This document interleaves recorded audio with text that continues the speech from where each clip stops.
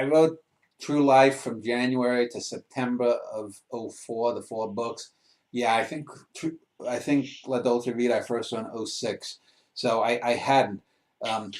Which is an interesting thing because it shows you how great minds sort of think alike. You can get things. I'll give you an example of this too. I recently interviewed this young girl about an hour long named Marina Bruno, and she has some really good short films. She's not done anything great yet. She's literally only 20 years old. She's younger than you.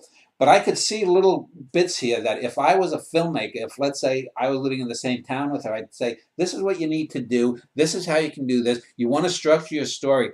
I can see that she has a mind that's interesting. But when I interviewed her, she hadn't watched many of the classic films that I can see direct influences from. She hadn't watched basically any silent films. There's a lot of silent film imagery that's in her work. She said that she did not watch The Twilight Zone, correct, too, which is Yeah, interesting considering that most of her films are very Twilight Zone-esque and yeah, have twists on them that are straight from Rod Serling's mouth.